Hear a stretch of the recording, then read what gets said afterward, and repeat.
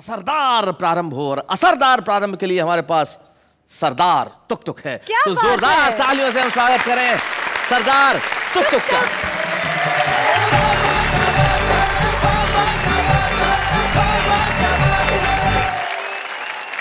बरेली की काफी सारी चीजें मशहूर हैं। एक तो मैं खुद ही बहुत मशहूर हूँ। फिर बरेली का सुरमा बहुत मशहूर है जी। बरेली का झुमका बहुत मशहूर है। हाँ। और एक बरेली का पागल खाना बहुत मशहूर है। नहीं, अभी ममता जी आगरा से आई हैं, ये मेरे को बोल रही थी कि नहीं नहीं, आगरा का पागल खाना बड़ा है, पर मेरा फर्स्ट हैंड एक्सपीरियंस है। बरेली के पागल खाने में फैसिलिटीज बहुत हैं। अच्छा। नहीं, जिसने एक्सपीरियंस किया है उसको ज्यादा मालूम होगा। आप लोग ये मत समझें कि मैं वहां पे रहता हूँ, नहीं, मैं आता जाता रहता हूँ। मेरा एक फ्रेंड है वहाँ। तो एक दिन मैं उससे मिलने गया तो मैंने देखा वो अंदर पागल खाने में एक लेक है, उसके अंदर दही डाल रहा था। अच्छा। मैंने कहा क्या कर रहा है? कहता देखते नहीं, लस्सी बना रहा हूँ। मैंने कहा इसीलिए लोग तुझे पागल बोलते हैं, इतनी सारी लस्सी तेरा बाप पिएगा?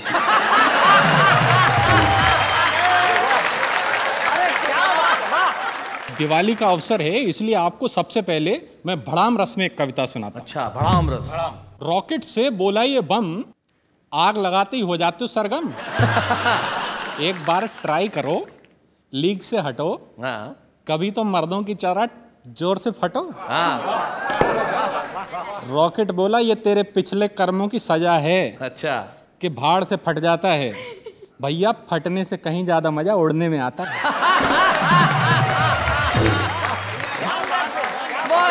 इस डिस्कशन में पकड़ा जोर, ढेर सारे पटाखे इकट्ठे हो गए चारों ओर। बम बोला मेरी आवाज से जग हिलता है। रॉकेट ने कहा मेरी आभा से नभ खिलता है। इतने में ही एक फुलझड़ी आई। हाय हाय। उसने दोनों की पूंछ में आग लगाई। 2 पल में सारा डिस्कशन सिमट गया। एक बेचारा हवा में उड़ गया, दूसरा वहीं पड़ा पड़ा फट गया। और इस कांड का सार क्या है? फुलझड़ियों से बच के रहना। फुलझड़ियों से बच के रहना, ये ऐन वक्त पे दगा देती हैं। कभी तो बम में लगा देती हैं आग, कभी रॉकेट से हवा में उड़ा देती। क्या बात है, वाह वाह वाह वाह वाह, बहुत अच्छे। ये कविता फुलझड़ियों से बच के रहना आपने इन्हें तो समर्पित नहीं की? इनके लिए मैं एक श्रृंगार रस की कविता कह देता। श्रृंगार रस की? जी जी, बहुत खुश होंगी ये। एक बार हम मंच पर खड़े कविता सुना रहे थे। श्रोता श्रृंगार रस में डूबे जा रहे थे। अच्छा। हमारे कंठ से कविता कामनी बही जा रही थी, परंतु हमारी नजर पहली पंक्ति के आगे नहीं बढ़ पा रही थी। अच्छा। क्योंकि पहली पंक्ति में बैठी एक बाला बार बार हमें देखकर मुस्कुरा रही थी। आय हाय, आय हाय। और लगातार अपनी सैंडल सहला रही थी। जब काफी देर तक ये प्रक्रिया नहीं रुकने पाई तो हमारी अंतरात्मा जोर से चिल्लाई। हमने कहा हे देवी, क्यों सेंटर की पॉलिसी अपना रही हो? ऊपर से मुस्कुरा रही हो, नीचे से चप्पल दिखा रही हो। हाँ। अरे अगर खुंदक आ रही है तो खुंदक उतारो, चप्पल उतारो और दे मारो। वो बोली कविवर आप व्यर्थ ही घबरा रहे हैं, शायद मेरा व्यवहार समझ नहीं पा रहे हैं। आपके श्रृंगार रस में गोते लगा रही हूँ, इसलिए बार बार मुस्कुरा रही हूँ। और मेरे पति कहीं गोते ना लगाने लगे, इसलिए ये सैंडल सहला रही हूँ। पसंद आई आपको? हाँ हाँ, बहुत अच्छी है। दूसरी वाली आपको नहीं समर्पित करूंगा। नहीं कीजिए, बड़ी स्पोर्टिंग है। आप पहले सुन लीजिए, उसके बाद कहिएगा आपको चाहिए समर्पण कि नहीं चाहिए। एक बार हास्य कवि सम्मेलन में जब हमने श्रृंगार की कविता सुनाई तो एक कवित्री हमारे पास आई। बोली जब कविता लिखनी नहीं आती है तो क्यों कविता पे जुल्म ढाते हो? हाँ। मेरी चोटी को भैंस की पूंछ बताते हो? और ये कविता तुमने किस मुहूर्त में रची है? मेरी उपमा देने को भैंस ही बची है। मैंने कहा देवी जी, मुझे अभी अभी आपके दिमाग में बसी गलतफहमी दिखी है। मैडम ये कविता मैंने आप पे नहीं भैंस पे लिखी है।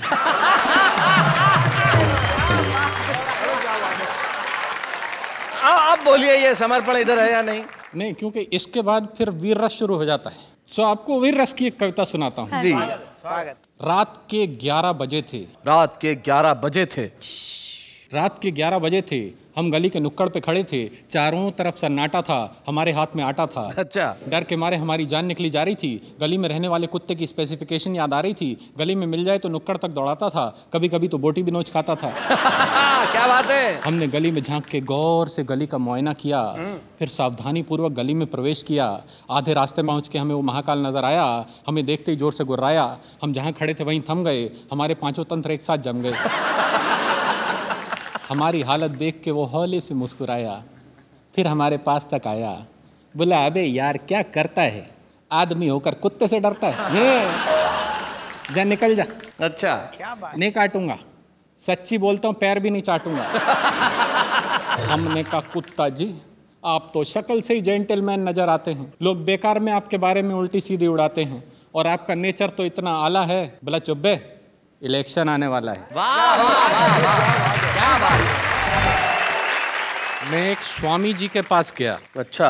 मैंने उनसे कहा मेरी एक इच्छा है कि मैं बहुत साल जीऊं। तो वो बोले बेटा शादी कर ले।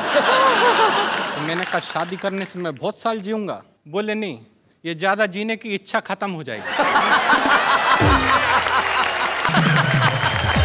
नहीं, मैंने स्वामी जी को बोला आप स्त्रियों के बारे में ऐसी बात कैसे कर सकते हैं? करेक्ट। स्त्रियों का सम्मान करना चाहिए। वो बोले हाँ बिल्कुल सही बात है। एक स्त्री होती है माँ, जो एक रोते हुए बच्चे को इस दुनिया में लेके आती है। वाह वाह। और एक होती है उसकी पत्नी, जो इस चीज का ध्यान रखती है कि ये सारी जिंदगी रोता ही रहे।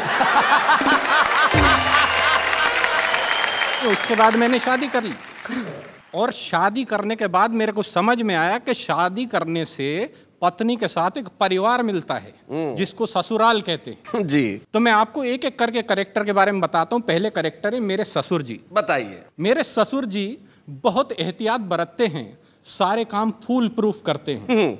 जब उन्होंने मुझे अपना दामाद बनाया तो सबसे पहले मेरा बीमा कराया। अच्छा। लोगों ने कहा बीमा करा रहे हो, क्या कोई नया रिवाज चला रहे हो? वो बोले नहीं, जब तक चलेगा चलेगा, उसके बाद बीमे का पैसा तो मिलेगा। ससुराल में एक और चीज होती है बड़ी खास, जिसका नाम होता है सास। सास। सो जब मेरी नई नई शादी हुई तो मुझे समझ नहीं आ रहा था कि मेरी सास क्यों एक्स्ट्रा प्यार दिखाती है। अच्छा। मैंने कहा सासू माँ आप क्यों मुझ पे इतना प्यार लुटाती हैं, क्यों बार बार मुझे मेरा सोना बुलाती हैं? वो बोली तू मेरा सोना है, मलाई का दोना है, बेटा तू मेरी बेटी का नया खिलौना है। इसके अलावा एक तीसरी चीज होती है वहां पे जी। पत्नी का छोटा भाई। भाई मतलब तबाही। हाइट में तो आधा है, उम्र 6 साल से कुछ ज्यादा है। मेरे को बोला क्या करते हो? मैंने कहा कवि हूं। बोले लगते तो नहीं। वो बोला ये बताओ कि हिंदुस्तान की सबसे बड़ी समस्या क्या है? हमने कहा ये तो बड़ा सिंपल है, महंगाई। हाँ। उसने वो बात हंसी में उड़ाई। हमने कहा तुम्हें कविता पसंद है? बोला सुनाऊं? जी। मैंने कहा अच्छा सुनाओ। बोला ट्विंकल ट्विंकल लिटिल स्टार। जी। हमने कहा how I wonder what you are. कहता कविता किसकी है?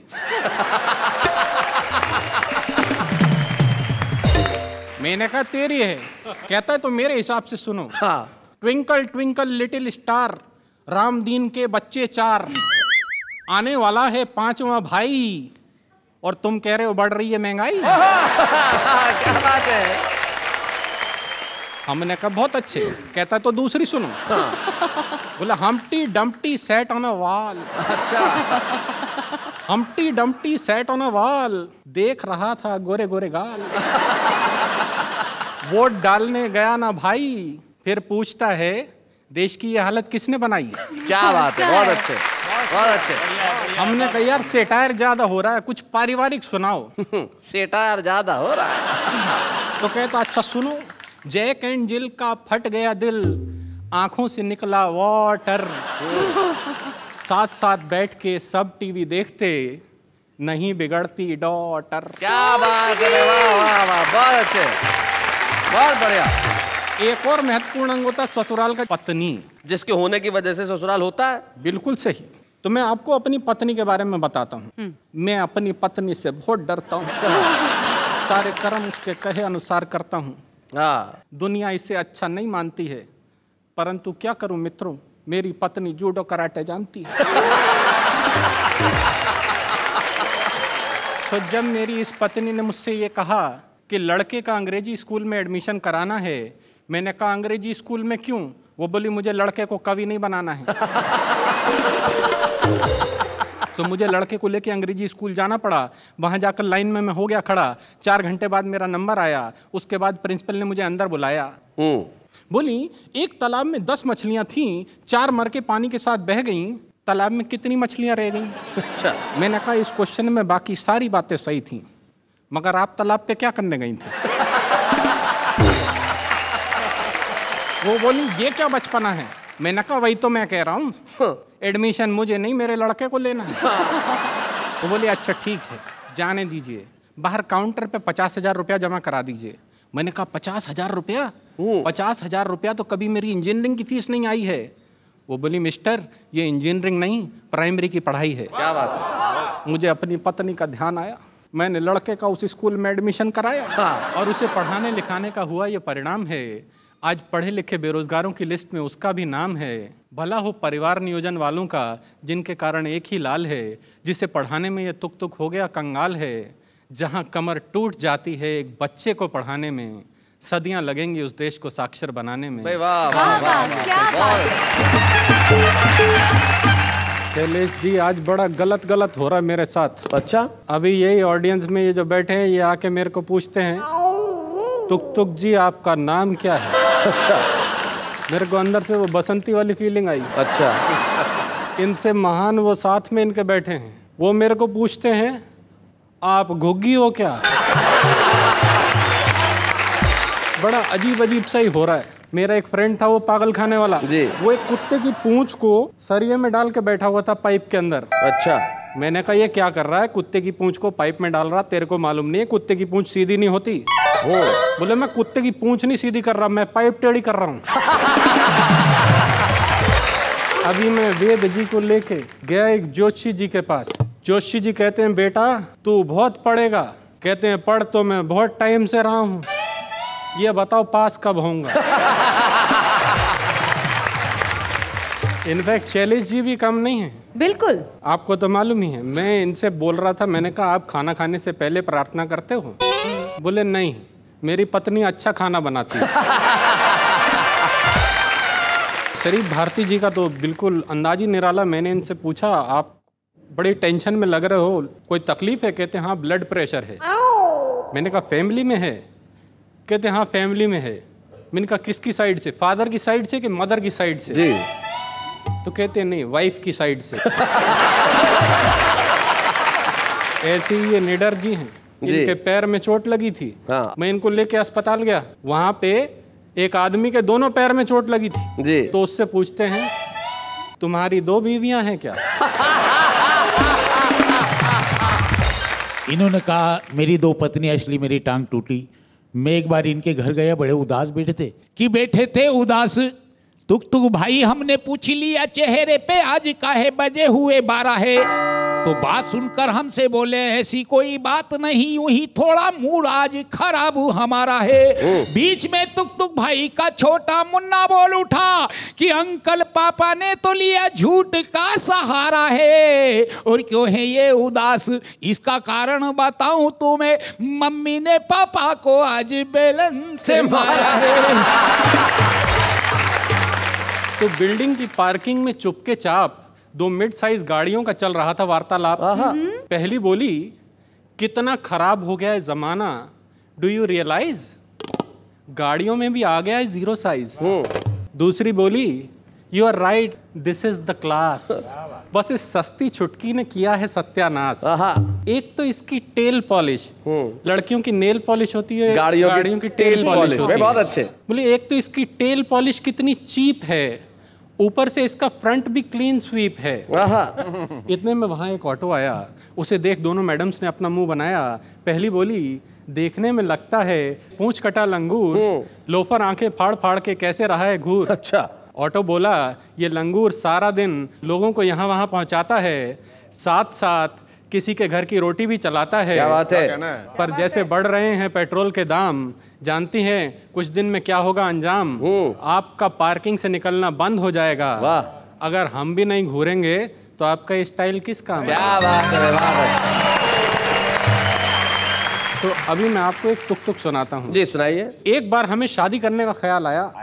हमने तुरंत जाके पिताजी को बताया। अच्छा। पिताजी ने अगले दिन ही बिना दहेज की शादी के लिए अखबार में इश्तिहार छपवाया। महीने भर तक हमारे घर पे कोई नहीं आया। अच्छा। तो पिताजी ने अपनी समस्या एक प्रॉपर्टी डीलर को बताई। Property dealer? जब लोगों की प्रॉपर्टी नहीं बिकती है तो वो प्रॉपर्टी डीलर के पास जाते हैं। हमारे पिताजी भी गए तो पिताजी ने अपनी समस्या एक प्रॉपर्टी डीलर को बताई। उसने तुरंत एक तरकीब सुझाई। बोला झुमरी तलैया में दूल्हों की सेल लगी है, वहाँ लड़कियों की बहुत लंबी लाइन लगी है, आप तुरंत वहाँ चले जाइए, जैसी चाहे वैसी वधू पाइए। अच्छा। पिताजी बोले पर हमें दहेज नहीं लेना। वो बोला कोई बात नहीं, लड़की तुम रख लेना, दहेज मुझे दे देना। अच्छा।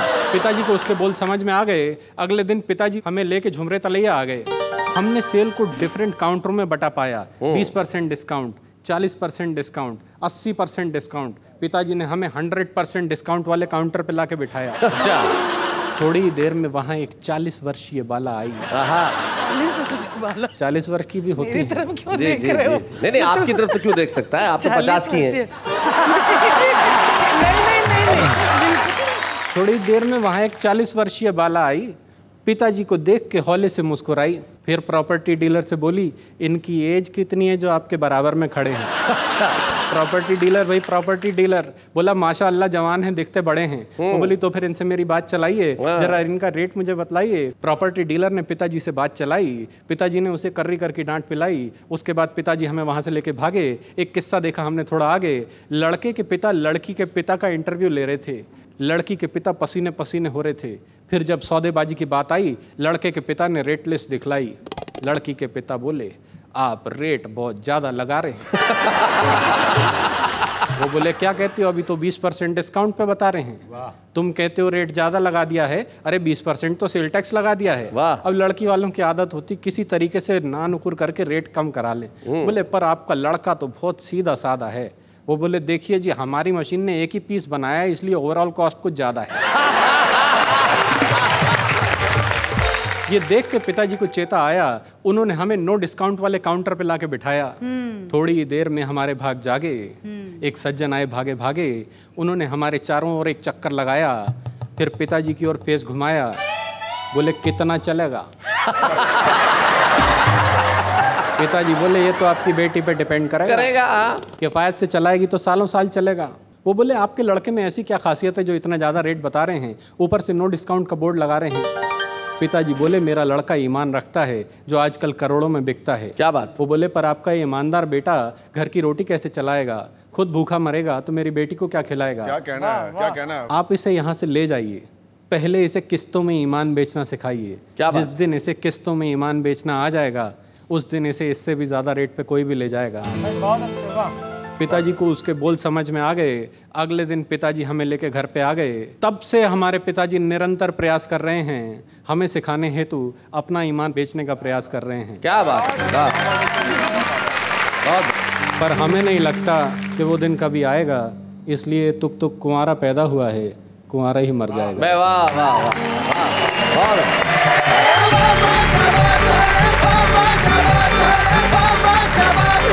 भाई तुक तुक जी ने कमाल की कविता सुनाई। और एक जो इनकी कविता की पंक्ति थी कि लड़की का बाप इन्हें देख के बोला कितना चलेगा, ये बड़ी कमाल की बात थी। मुझे एक बहुत पुरानी घटना याद आ गई। बहुत से एडवांस जो कंट्रीज हैं, जो विकसित देश हैं, उनमें इलेक्ट्रॉनिक्स की चीज़ यूज़ करते हैं तो लोग ठीक नहीं कराते, फेंक देते हैं। हाँ। फ़ोन आया फेंक दिया, कैलकुलेटर आया फेंक दिया, कंप्यूटर आया फेंक दिया। तो जापान में ऐसा अक्सर होता है। तो जापान की 2 महिलाएं भारत घूमने आई, तो घूम रही थी दिल्ली में। और ये जो हमारे वेद प्रकाश जी हैं ये दूसरी मंजिल पे रहते हैं। तो अचानक ये कोई जाला वाला साफ कर रहे थे कि गिर पड़े, नीचे था कचरे का डब्बा, सीधा उसमें जाके। तो जापानी महिला दूसरी महिला से कहने लगी हिंदुस्तानी बीवियां भी कितनी फिजूल खर्च है, इससे देख के लगता है 2-4 साल और चल सकता था। ऐसे और भी मजेदार वीडियो के लिए हमारे चैनल को लाइक, शेयर और सब्सक्राइब करें।